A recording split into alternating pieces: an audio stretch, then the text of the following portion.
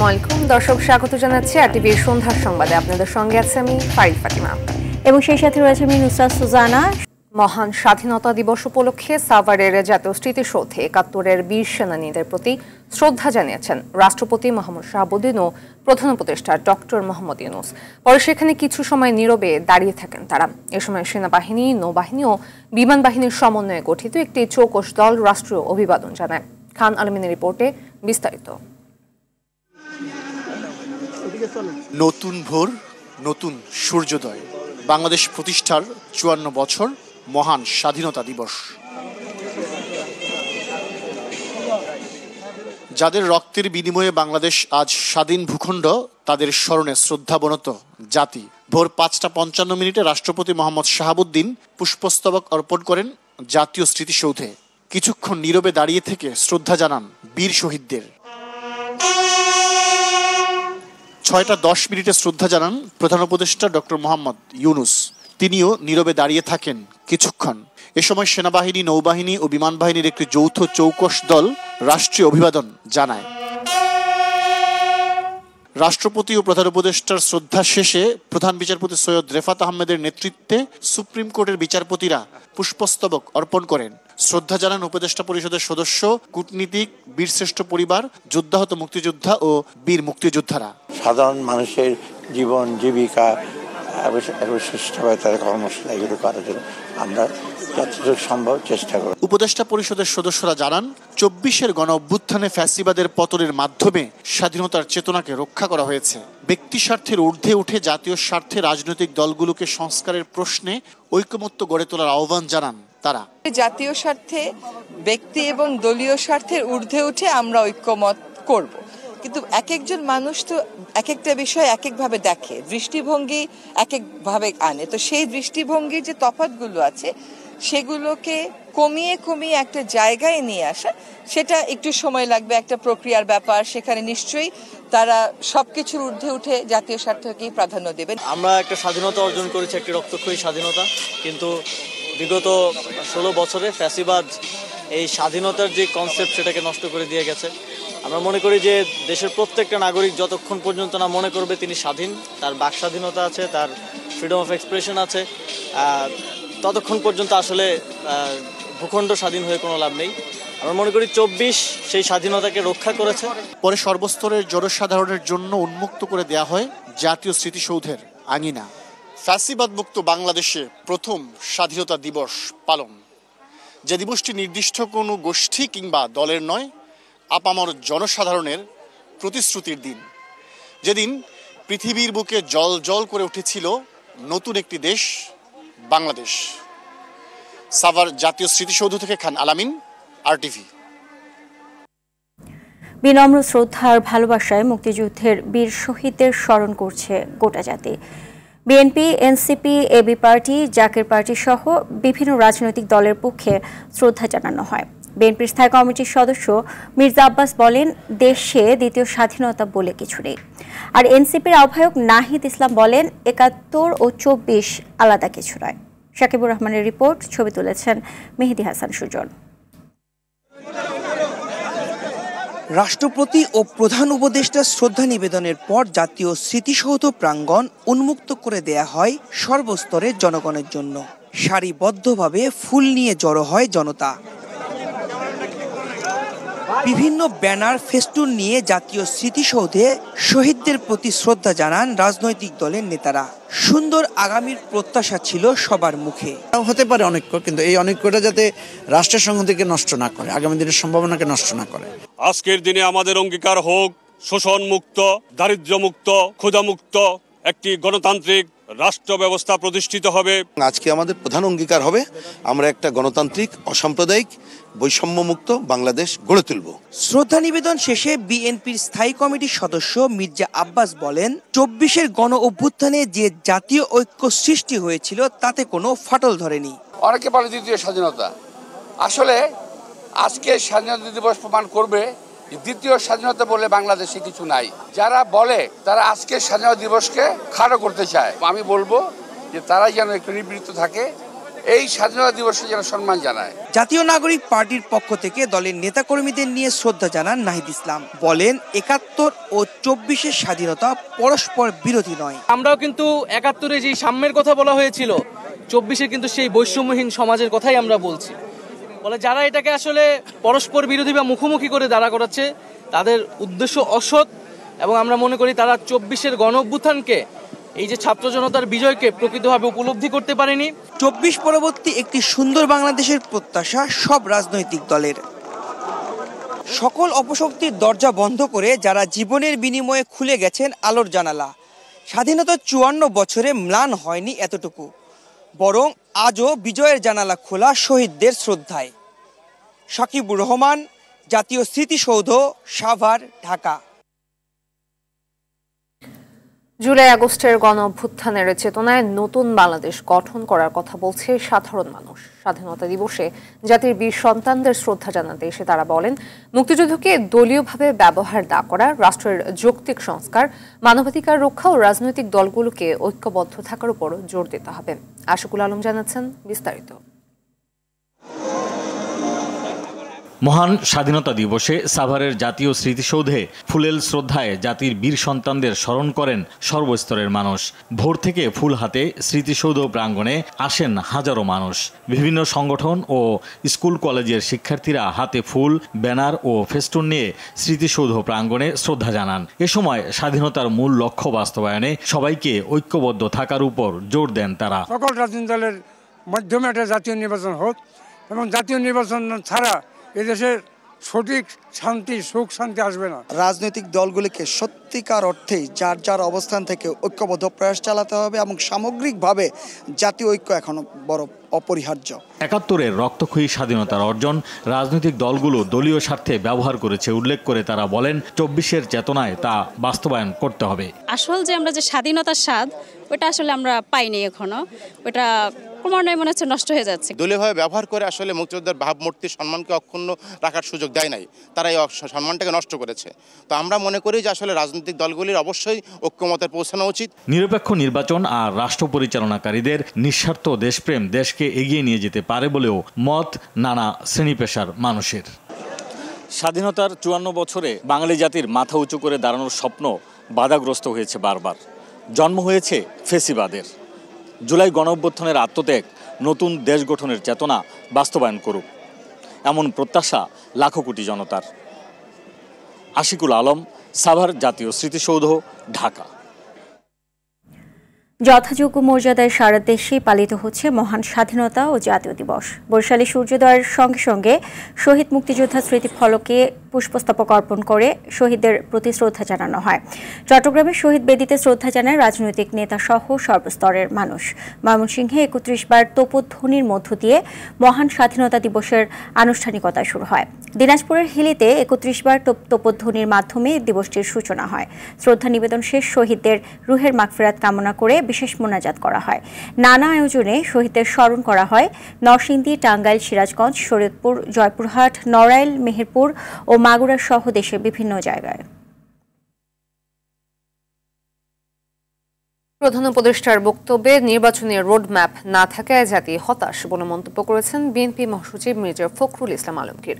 স্বাধীনতা দিবস উপলক্ষে প্রধান উপদেষ্টার ভাষণে জিয়াউর রহমানের নাম উচ্চারিত না হওয়া দুঃখজনক। আওয়ামী লীগের মতো মুক্তিযুদ্ধের ইতিহাস বিকৃতি বিএনপি দেখতে চায় না বলেও মন্তব্য করেন মির্জা ফখরুল। স্বাধীনতার ঘোষক জিয়াউর রহমানের সমাধিতে শ্রদ্ধা নিবেদনে গিয়ে এসব কথা বলেন বিএনপি মহাসচিব। জাহিদ রহমানের রিপোর্ট। মহান স্বাধীনতা ও জাতীয় দিবসে স্বাধীনতার ঘোষক শহীদ রাষ্ট্রপতি জিয়াউর রহমানের সমাধিতে শ্রদ্ধা নিবেদনে রাজধানী জিয়া উদ্যানে বিএনপি ও সহযোগী সংগঠনের নেতাকর্মীদের ঢল নামে। শহীদদের আত্মার মাগফিরাত কামনায় বিশেষ দোয়ায় অংশ নেন বিএনপি মহাসচিব সহ দলীয় নেতাকর্মী। বিএনপি মহাসচিব সকলকে মুক্তিযুদ্ধের ইতিহাস বিকৃত করা থেকে বিরত থাকার আহ্বান জানান। আমি অত্যন্ত হতাশ হয়েছি যে গতকাল প্রধান উপদেষ্টা যে বক্তব্য রেখেছেন, তিনি স্বাধীনতার ঘোষক শহীদ প্রেসিডেন্ট জিয়াউর রহমান বীর মুক্তিযোদ্ধা বীর উত্তমের নাম একবার উচ্চারণ করেন, অথচ এটাই ছিল ইতিহাস। আমরা আবারও চাই না আওয়ামী লীগ যে ইতিহাস বিকৃত করেছে, এখন আবার সেই ইতিহাস বিকৃত হোক। প্রধান উপদেষ্টার ভাষণে নির্বাচন নিয়ে ধোঁয়াশা রয়েছে বলেও মন্তব্য করেন মির্জা ফখরুল। ডিসেম্বর থেকে জুন 6 মাস, সুতরাং এটা কোনো রোড ম্যাপ দেওয়া হয়নি। আমরা বারবার বলে আসছি যে স্পষ্ট রোড ম্যাপ এবং দ্রুত নির্বাচন, তা নাহলে যে সংকটগুলো সৃষ্টি হচ্ছে এই সংকটগুলো কাটবে না। দেশ ও জাতির কল্যাণে দ্রুত নির্বাচন প্রয়োজন বলে দাবি করেন বিএনপি মহাসচিব। বিএনপি ক্ষমতায় যাওয়ার জন্য নির্বাচনের কথা বলছে না। বিএনপি জাতির স্বার্থে, জাতিকে রক্ষা করার স্বার্থে, স্বাধীনতা সামগ্রীকে রক্ষা করার স্বার্থে বিএনপি নির্বাচনের কথা বলছে। যে কষ্ট ও ত্যাগের বিনিময়ে অর্জিত স্বাধীনতা তা রক্ষায় গণতান্ত্রিক বৈষম্যহীন বাংলাদেশ গড়তে সবাইকে কাজ করার আহ্বান জানান বিএনপি মহাসচিব। পার্লামেন্ট এবং সরকারের কথা। জাহিদ রহমান, RTV, ঢাকা। গণহত্যাকারীদের বিচার ছাড়া নির্বাচনের পরিবেশ তৈরি হবে না বলে মন্তব্য করেছেন জামায়াত ইসলামী সেক্রেটারি জেনারেল অধ্যাপক মিয়া গোলাম পরওয়ার। তিনি বলেন, তাড়াহুড়ো করে যেনতেনভাবে নির্বাচন দিলে ফ্যাসিবাদ ফেরার পথ তৈরি হতে পারে। স্বাধীনতা দিবস উপলক্ষে ঢাকা মহানগর দক্ষিণ জামায়াত কার্যালয়ে আয়োজিত আলোচনায় তিনি এসব কথা বলেন। দ্বিতীয় স্বাধীনতার পরও ফ্যাসিবাদীদের মতো কেউ কেউ স্বাধীনতা ও জামায়াতকে মুখোমুখি দাঁড় করানোর অপচেষ্টা করছে বলেও অভিযোগ করেন পরওয়ার। স্বাধীনতা নিয়ে গলাবাজিকারীদের আয়নায় নিজের চেহারা দেখার পরামর্শ দেন তিনি। Time is not important, important হচ্ছে ইলেকশনটা নিরপেক্ষ হবে কিনা। তার আগে এই মানবতা বিরোধী অপরাধ যারা করেছে, হাজার হাজার লোককে যারা খুন করেছে, লাশগুলো গাড়ি থেকে কি করে ফেলছে, কি করে গুলি করছে, আমার ছাত্ররা কি করে আহাজারি করছে ফুটপথে, সেই দৃশ্য আপনি 7 মাসে ভুলে গেলেন। আপনি এক্ষুনি বলেন আওয়ামী লীগকে আপনি অ্যাডজাস্ট করবেন, বিচার হবে, জনগণ সিদ্ধান্ত নেবে তাদের কি হবে। তারা যে অপরাধ করেছে এই আইনে তাদের বিচার করা ছাড়া আপনি এদেশের রাজনীতির আভ্যন্তরীণ সুস্থ পরিবেশ কখনো ফেরাতে পারবেন না। ফলে প্রয়োজনীয় সংস্কার চাই, মানবতা বিরোধী অপরাধীদের বিচার চাই, তারপরে আমরা গ্রহণযোগ্য নির্বাচন চাই। মহান স্বাধীনতা দিবসে বাংলাদেশকে অভিনন্দন জানিয়েছে যুক্তরাষ্ট্র, চীন ও ভারত। মার্কিন পররাষ্ট্রমন্ত্রী মার্কো রুবিও বাংলাদেশের জনগণকে অভিনন্দন জানিয়ে বলেন, ইন্দো প্রশান্ত মহাসাগরীয় অঞ্চলে অর্থনৈতিক উন্নয়ন এবং আঞ্চলিক নিরাপত্তার উন্নয়নে অংশীদারিত্ব অব্যাহত রাখতে প্রস্তুত যুক্তরাষ্ট্র। অভিনন্দন বার্তা পাঠিয়েছেন চীনের প্রেসিডেন্ট শি জিনপিং। বার্তায় গেল 50 বছর ধরে চীন ও বাংলাদেশের পারস্পরিক সম্পর্ক সমতা, সম্মান ও সহযোগিতার ভিত্তিতে উন্নত হয়েছে বলে জানান। শুভেচ্ছা বার্তায় ভারতের রাষ্ট্রপতি শ্রীমতী দ্রৌপদী ও প্রধানমন্ত্রী নরেন্দ্র মোদী বাংলাদেশের জনগণকে অভিনন্দন জানান। মহান এই দিনটি ইতিহাস ও ত্যাগের প্রমাণ হিসেবে দ্বিপাক্ষিক অংশীদারিত্বের ভিত্তি স্থাপন করেছে বলেও জানান মোদী। এবার অন্যান্য প্রসঙ্গ। 4 দিনের রাষ্ট্র সফরে চীনে পৌঁছেছেন প্রধান উপদেষ্টা অধ্যাপক ডক্টর মোহাম্মদ ইউনূস। বাংলাদেশ সময় বিকেল 4:15টায় তাকে বহনকারী বিমানটি হাইনান বিমানবন্দরে অবতরণ করে। সেখানে তাকে স্বাগত জানান বাংলাদেশের রাষ্ট্রদূত মোহাম্মদ নাজমুল ইসলাম ও দেশটির হাইনান প্রদেশের ভাইস গভর্নর কিওন গাইপো। এর আগে দুপুর 1টায় চায়না সাউদার্ন এয়ারলাইন্সের বিশেষ ফ্লাইটে শাহজালাল আন্তর্জাতিক বিমানবন্দর থেকে চীনের উদ্দেশ্যে রওনা হন প্রধান উপদেষ্টা। আগামীকাল তিনি চীনের হাইনান প্রদেশে বোয়া ফোরাম ফর এশিয়া সম্মেলনের উদ্বোধনী অধিবেশনে ভাষণ দেবেন ও চীনের নির্বাহী ভাইস প্রিমিয়ার ডিং জুয়েশিয়াংয়ের সঙ্গে সাক্ষাৎ করতে পারেন। শুক্রবার বেইজিংয়ের গ্রেট হল অব দ্য পিপলে চীনের প্রেসিডেন্ট শি জিনপিংয়ের সঙ্গে বৈঠক করবেন প্রধান উপদেষ্টা। 29 মার্চ পিকিং বিশ্ববিদ্যালয় ডক্টর ইউনূসকে সম্মানসূচক ডক্টরেট ডিগ্রি দেবে। এ সফরের বাংলাদেশ ও চীনের মধ্যে সহযোগিতা আরও জোরদারের পাশাপাশি কয়েকটি সমঝোতা স্মারক সই হতে পারে।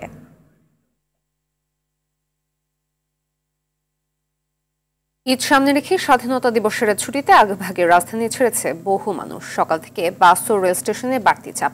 টিকিটের কালোবাজারে রোধে তৎপর কর্তৃপক্ষ বেশি ভাড়া আদায় সহ বিভিন্ন অনিয়মে কয়েকটি প্রতিষ্ঠানকে জরিমানা করে বিআরটিএ। দীপ্ত চন্দ্রপালের রিপোর্ট। 26শে মার্চের ছুটির পর ঈদের আগে একমাত্র কর্মদিবস বৃহস্পতিবার। অনেকেই সেদিন ছুটি নিয়ে ঈদের আগাম যাত্রার সুযোগ নিয়েছেন। তাই তো সকাল থেকে রাজধানীর টার্মিনালগুলোতে ছিল ঘরমুখ যাত্রীদের চাপ। নির্ধারিত সময়ে পরিবার নিয়ে কমলাপুর ছেড়েছেন বিভিন্ন গন্তব্যের রেলের যাত্রীরা। সরকারি ছুটিটা বড় হওয়াতে অনেক ভালো হয়েছে। ছেলের বউ, মেয়ে সবাইকে নিয়ে বাড়িতে যেতে খুবই ভালো লাগতেছে। ছুটির ব্যাপারটা আমরা একটু ধীরে সুস্থে যাওয়ার জন্য, ভালোভাবে যাওয়ার জন্য একটু আগাম নিয়ে নিয়েছে আর কি। যাত্রী নিরাপত্তা আর টিকিট কালোবাজারি রোধে ব্যবস্থা নিয়েছে কর্তৃপক্ষ। 2 বা 3 স্তরের নিরাপত্তা আছে। প্রথমত হচ্ছে এক্সচেঞ্জ কন্ট্রোল, আমরা যেখানে একটা ফেন্সিং দিয়ে চেষ্টা করছি, ওখানে আমাদের কর্তব্যরত টিটিটিসি আছে। স্বাধীনতা দিবসে ঢাকা নরসিংদী ভৈরব বাজার রুটে এক জোড়া নতুন কমিউটার ট্রেন উদ্বোধন করেন রেল উপদেষ্টা। ঈদ যাত্রায় এ পথে যাত্রীদের যা স্বস্তি দেবে। দুর্নীতি যাতে কমে এবং অপচয় যাতে বন্ধ হয়, সেই জন্য আমরা কার্যকর ব্যবস্থা নিচ্ছি। রেলের কোনো কর্মকর্তা এটার সঙ্গে জড়িত, অনলাইনের জালিয়াতির সঙ্গে জড়িত, আমাদেরকে জানাবেন, আমরা তাৎক্ষণিকভাবে ব্যবস্থা নেব এবং এখন আমরা অলরেডি কয়েকজনের বিরুদ্ধে ব্যবস্থা নিচ্ছি। সড়কপথে যাত্রীদের ভোগান্তি রোধে মহাখালী বাস স্ট্যান্ড সহ কয়েকটি জায়গায় অভিযান চালায় বিআরটিএ। বেশি ভাড়া নেওয়া সহ বিভিন্ন অনিয়মে কয়েকটি প্রতিষ্ঠানকে জরিমানা করেন নির্বাহী ম্যাজিস্ট্রেট। কোনো ধরনের অপ্রীতিকর ঘটনা না ঘটে, কোনো ধরনের এক্সট্রা ভাড়া যাতে না নিতে পারে, ওটাকে মনিটরে আনার জন্য আমরা ডিএমপির সাথে একসাথে কাজ করছি। প্রতিটা ডিপার্টমেন্ট আমাদের সাথে আছে। চাঁদাবাজি, অতিরিক্ত ভাড়া আদায়, অন্য কোনো হয়রানি, মলমপাটি, অজ্ঞানপাটি, এগুলো আমরা আশা করি যেগুলো থাকবে। ফিটনেসবিহীন ঝুঁকিপূর্ণ বাস যেন মহাসড়কে নামতে না পারে, সেদিকেও ছিল কর্তৃপক্ষের নজর। দীপ্তচন্দ্র পাল, RTV, ঢাকা। বাসের ভাড়া নির্ধারণে যাত্রীদের কোনো প্রতিনিধিত্ব নেই, ফলে মালিক শ্রমিকরা ভাড়া নির্ধারণ করে। এ কারণে ভাড়া নির্ধারণে জারি জুরি চলছে বলে মন্তব্য করেছেন বাংলাদেশ যাত্রী কল্যাণ সমিতির মহাসচিব মোজামেল হক চৌধুরী। বিগত সরকারের আমল থেকেই এই নিয়ম চলে আসছে, ফলে যাত্রীরা এক প্রকার তাদের হাতে জিম্মি বলেও অভিযোগ করেন তিনি। ডিআরইউতে আয়োজিত এক সংবাদ সম্মেলনে তিনি এসব কথা বলেন। এবারের ঈদযাত্রায় 20 মার্চ থেকে 31 মার্চ পর্যন্ত সড়ক, রেল, নৌ ও আকাশপথে বিভিন্ন গণপরিবহনে 22,74,90,000 ট্রিপ যাতায়াত হতে পারে। এসব যাত্রীদের ঈদ বকশিশ বা অতিরিক্ত ভাড়া আদায়ের নামে 832,30,00,000 টাকা বাড়তি আদায় চলছে। যাত্রী কল্যাণ সমিতির এক পর্যবেক্ষণে এসব তথ্য উঠে এসেছে বলে জানান তিনি। অতিরিক্ত ভাড়া আদায় বন্ধে একটা ভিজিলেন্স টিম গঠিত হয়। এই ভিজিলেন্স টিমটা এবারও গঠিত হয়েছে, কিন্তু কাদেরকে নিয়ে? যারা অতিরিক্ত ভাড়া আদায় করেন, মালিক সমিতি এবং শ্রমিক সমিতি, তাদেরকে নিয়ে। এখানে যাত্রী সাধারণের কোনো প্রতিনিধিত্ব নাই। তাহলে যাত্রীর স্বার্থটা দেখবে কে? অতিরিক্ত ভাড়া আদায়ে আমার যে টার্মিনালে যদি একজন যাত্রী সংকটে পড়ে, সমস্যায় পড়ে, তার অভিযোগটা কার কাছে বলবে? ছায়ানটের অন্যতম প্রতিষ্ঠাতা ও সভাপতি সাজিদা খাতুনের প্রতি শেষ শ্রদ্ধা জানিয়েছেন সহকর্মী ও সতীর্থরা। বেলা 12:30টার দিকে তার মরদেহ ছায়ানট প্রাঙ্গণে নেওয়া হয়। তাকে শেষবারের মতো দেখতে ছায়ানট ভবনে যান সঙ্গীতপ্রেমী সহ নানা অঙ্গনের মানুষ। শ্রদ্ধায় ভরে উঠে বেদি। ছায়ানটের শ্রদ্ধা নিবেদন শেষে দুপুরে মরদেহ নেওয়া হয় কেন্দ্রীয় শহীদ মিনারে। সর্বস্তরের মানুষের পাশাপাশি শ্রদ্ধা নিবেদন করেন ঢাকা বিশ্ববিদ্যালয়ের উপাচার্য, রাজনৈতিক নেতা, শিল্প ও নাট্য ব্যক্তিত্বরা। পরে তার মরদেহ রাখা হয় বাংলাদেশ মেডিকেল বিশ্ববিদ্যালয়ের হিমঘরে। দাফনের স্থান ও সময় পরিবারের পক্ষ থেকে পরে জানানো হবে। ফিলিস্তিনের অবরুদ্ধ গাজা উপত্যকায় ইসরায়েলি হামলায় নিহত হয়েছে আরও 37 নিরীহ ফিলিস্তিনি। নিহতদের মধ্যে বেশিরভাগই নারী ও শিশু। এদিন সিরিয়াতেও বোমা হামলা চালায় ইসরায়েল, এতে নিহত হন অন্তত 6 জন। এদিকে ইয়েমেনে বোমা বর্ষণ অব্যাহত রেখেছে মার্কিন সামরিক বাহিনী। লোহিত সাগরে জাহাজ চলাচলের ক্ষেত্রে পুনরায় হুতিদের আক্রমণের হুমকির প্রেক্ষিতে এই হামলা চালিয়ে যাচ্ছে মার্কিন বাহিনী। অন্যদিকে ট্রাম্প প্রশাসনের কর্মকর্তাদের ভুলে গ্রুপ চ্যাটে যুক্তরাষ্ট্রের গোপন যুদ্ধ পরিকল্পনা ফাঁস হওয়ার প্রেক্ষিতে তদন্তের মুখোমুখি হতে যাচ্ছেন সংশ্লিষ্ট কর্মকর্তারা। ভারতের বিপক্ষে এশিয়ান কাপ বাছাই পর্বে ম্যাচ শেষে শিলং থেকে দেশে ফিরেছে বাংলাদেশ ফুটবল দল। বিকেল 5টায় হজরত শাহজালাল আন্তর্জাতিক বিমানবন্দরে এসে পৌঁছায় তারা। এর আগে সকালে বাংলাদেশ দল হোটেল থেকে গুয়াহাটি এয়ারপোর্ট যায়। জামাল তপ্পুদের সাথে ঢাকায় পৌঁছেছেন বাংলাদেশি বংশোদ্ভূত ইংলিশ ফুটবলার হামজা চৌধুরীও। রাতে ইংল্যান্ডের পথে উড়াল দেবেন তিনি। এদিকে প্রতিকূলতা পেরিয়ে ভারতের বিপক্ষে ড্রয়ে খুশি টিম ম্যানেজার আমির খান। তিনি বলেন, অনুশীলনের জন্য বাংলাদেশকে যতটা সহযোগিতা করেছে ভারত, ঘরের মাঠে তার চেয়েও কঠিন অবস্থায় থাকবে বাংলাদেশ। প্রতিকূলতার মধ্যে খেলেও বাংলাদেশ একটা যে আমরা এখন 1 পয়েন্ট নিয়ে আসতে পারছি, 3 পয়েন্ট নিয়ে আসতে পারলে ভালো হতো। এখন যেহেতু অন্যান্য গ্রুপের অন্য যে খেলাটা সেটাও ড্র হয়েছে, আমি মনে করি যে এটা আমাদের জন্য এখনো স্কোপ আছে আমাদেরকে কোয়ালিফাই করা। সন্ধ্যার সংবাদ পর্যন্ত, রাতের সংবাদ 11:15টায় দেখার আমন্ত্রণ রইল। এতক্ষণ সাথে থাকার জন্য ধন্যবাদ সবাইকে। ধন্যবাদ।